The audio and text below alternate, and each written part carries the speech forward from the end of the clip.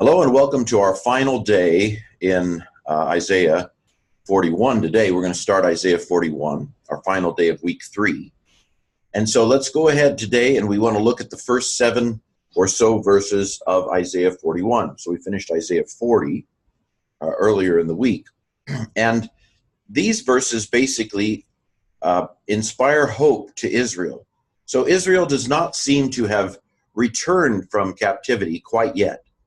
So the setting of these chapters in Isaiah is about 538 BC. We can pretty much now, whether it's Isaiah foreseeing the future or whether it's a prophet in the Isaiah tradition, as it were, giving the rest of the story or some of the rest of the story, the setting of these verses is 538, the year that King Cyrus of Persia told the captive Jews in Babylon that they could return to Jerusalem. And so think of that as we begin with verse 1. So, be silent before me, you islands, you coastlands, you Iyim. Now, what are the Iyim here? Well, it's generally, I think, agreed that this probably refers to the ends of the earth. Coastlands could, of course, refer to the coastland of Israel where the Philistines had lived, that coastal plain along the Mediterranean. But if you take into account the way this expression is used throughout this section of Isaiah, it's often translated islands, which basically, if you take the world that was known at the time, you go out west, you go out beyond Italy, you go out beyond Spain, and then there is just vast water, the chaotic waters on which the earth sits. And so there are islands out there, but they are the ends of the earth, as it were. From the known world of Isaiah, that's where it stops. That's the infinite for the time. And so keep silent, you ends of the earth, the whole earth, in other words. It's a way of saying the whole earth needs to be silent before Yahweh, the God of Israel. And let strength be renewed to the people, Israel, that is, and let them come near. Then let them speak together. Let us come together for mishpat. Let us come together for judgment. So God is judging the whole earth, I assume here. The idea again is that this is a time where Yahweh is about to set things right. Mishpat isn't just about punishment. I think in the circles I grew up in, we tend to think of judgment in terms of punishment. But I think in the Old Testament, we should think of mishpat more in terms of setting things right. In fact, probably it says something about our own need for therapy. When all we think of when we think of judgment is beating someone, or punching someone.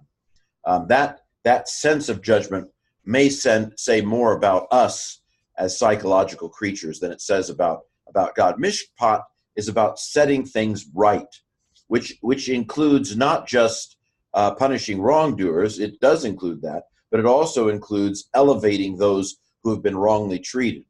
And in fact, I would argue that the prophets tend to focus on mishpat as the elevating of those who have been set off course, the widow, the orphan, the poor, and so forth. That is the focus of mishpat in the prophets, just as much, at least, as punishing the enemies of Israel, for example. So Yahweh is going to tell Israel that they can count on, you've got a friend in me. You can count on Yahweh. Verse 2, who, the one who raised up someone from the east, this is probably referring to Cyrus, the Persian king. He will be explicitly named in Isaiah 45. Who raised up one from the east, a righteous person, a Zedek, in righteousness called him to his feet, who gave before him the nations, and over kings made him rule, who gave them as the dust to his sword, and as stubble driven to his bow. Again, Cyrus is not going to be in heaven. I don't think that's what Of course, Isaiah doesn't have any concept, or Isaiah doesn't teach anything about going to heaven. That's a New Testament, actually, and even then, the ideas of a new heaven and a new earth. Anyway, I'm getting ahead of myself. When we get to Isaiah 66 and 65, we'll have to talk a little bit about what a new heaven and a new earth are in Isaiah, in this section of Isaiah. But basically, so Cyrus is not, Cyrus is a bad guy used by Yahweh. God is using Cyrus to accomplish his purposes. And God has elevated Cyrus as a great king to set mishpat on the Babylonians, to bring, of course, eventually God would use the Greeks to bring mishpat on the Persians. Of course, that was long after Cyrus was gone. But in this particular point in history, Isaiah teaches us that God was raising up Cyrus to bring mishpat to the world. And so Cyrus is going to do some good stuff here. The one who pursued them and passed shalom, with peace along the way with his feet. Let me try that again. This is describing Cyrus here as the one who pursued them and passed safely. So sometimes you pursue and you get defeated. He pursued others and he passed in shalom. He went on a way with his feet that he had not gone. So he entered into territory that he'd not seen before. So this is the time of the Persian. Again, let me remind us a little bit of our world history. The history of the Middle East during this, the Mesopotamian kingdoms during this period, is you have basically three great kingdoms in succession. First, you have the Assyrians. They're the ones that destroyed the northern kingdom. Then you have the Babylonians. They're the ones that destroyed the southern kingdom. But then you have the Persians, and they allow the Jews to return home from Babylon. Eventually, the Persians would be defeated by the Greeks and finally by Alexander the Great. But it's Persia's time at this point. This is Persia's win. Of course, Daniel, the statue with different layers of the statue, also refers to these successive kingdoms.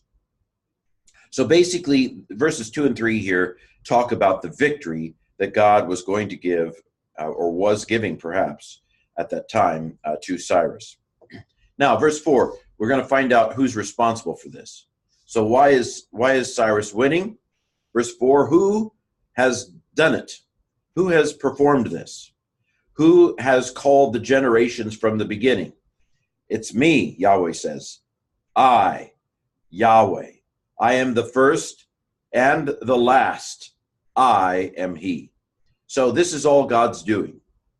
And of course, this raises the question of the extent to which God is involved in the movements of nations. Of course, in my theology, God has both a directive will and a permissive will. That is to say that God dictates certain things, and then other things God allows, as Romans 1 indicates when it talks about how God gave them up. Sometimes God lets us spiral out of control. For example, it's not necessarily that he directs the spiraling in its minute detail, but he allows it to happen.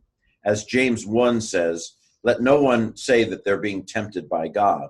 We're tempted by our own desires. And so I believe that it is not only is there biblical precedent for God allowing things to happen that he has not specifically commanded, but also that is a more coherent view of God in the sense that if God dictates every single thing that happens, then the statement that God is fundamentally love, God is love, 1 John 4, 7 and 8, makes no sense. You have to redefine love in a way that it's not love by any definition of the word. The word loses its meaning. The word had a meaning. You see, when God inspired the biblical authors to use certain words, those words had meanings. They didn't just arbitrarily make up new meanings for the words. And so when 1 John 4 says that God is love, God is inspiring John to say something using the words of the day. And I tell you the truth. The word love in that day meant a positive thing that wants the benefit of others. And so to do some theological concoction where you make, well, love is whatever God does, that if God murders you or if God causes a murder, that's love because God is the definition of love. Well, let me just tell you, that's crazy. That's not what the word love means. When God inspired the words of the words to be read in the Bible, these words had meanings. And if God had wanted love to mean something different, he would have told them, by the way, when I say God is love, I don't really mean what you guys mean when you say the word love. That's not the way inspiration works. The meaning of words is the meaning that is in use at the time that those words are used. So basically what I'm saying is, the Bible fundamentally says that God is love. And yet if God commands holocausts and murders, if God directs those things, then the statement that God is love loses all of its meaning. It becomes a nonsensical statement. And therefore God must have a permissive will and not just a directive will.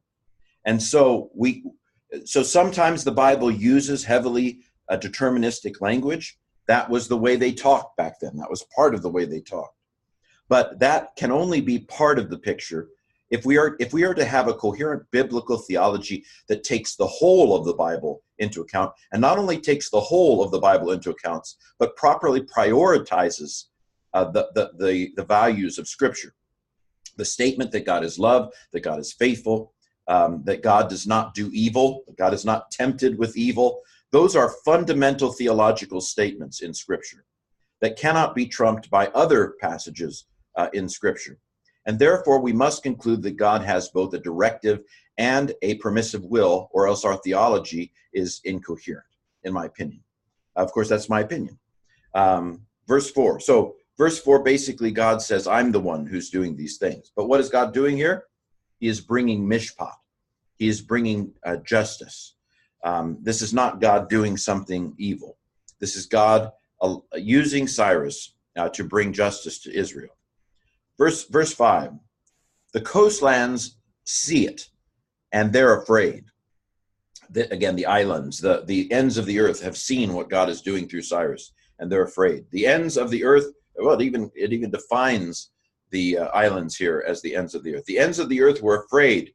They drew near and came to watch. You take notice when you're I grew up in Florida.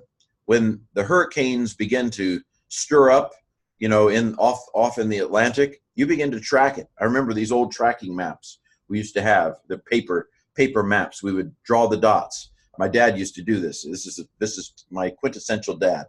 He would take these maps of the Atlantic Ocean and he would draw the dot. Every time the coordinates changed, he would draw as the hurricane map got closer and closer to Florida. Of course, in the days that I grew up in Florida, we didn't have any serious hurricanes during my youth. I missed it. I can't say I'm disappointed that I missed it. But when you know the storm's coming, you pay attention because you know what these storms can do.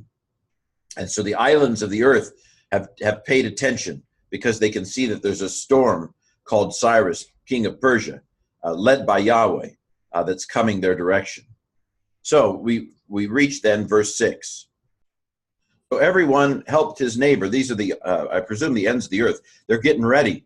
Just like there was one, Hurricane David. It missed us. But we did board up some things, and we had these storm shutters. You pull down these shutters in front of your patios and such in case the winds come. You get ready. The storm's coming. Cyrus is coming. So they're getting ready. Now, in this day, how they didn't know how to get ready because they didn't have these prevailing armies. And so we need to get our gods ready.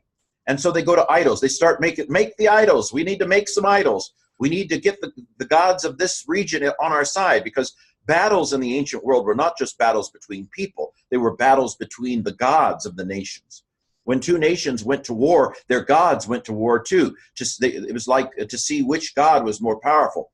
And so we need to make some idols, men. And so everyone helped his neighbor and his brother. They said, okay, be encouraged. And so they encouraged the craftsman and the goldsmith, the one who smooths with the hammer, the one who strikes the anvil, saying, the soldering is ready. And he fastened it with pegs that it might not totter. And so they're building their idols to summon the powers of the gods. Not that they thought that the idols, I don't think that they actually, now some probably did, but the more sophisticated of those days probably didn't think that the idol was the god, more of a kind of tool to manipulate the god, as it were, some kind of a talisman. But they're getting their gods are ready because Cyrus is coming. And of course, as Israel knows, Yahweh is behind them. And so that's where I want to leave you today. And we'll begin with verse 8 on Tuesday next week in week 4. But basically, God is bringing Cyrus to restore Israel and to bring them home from captivity. Well, this has been a great week 3.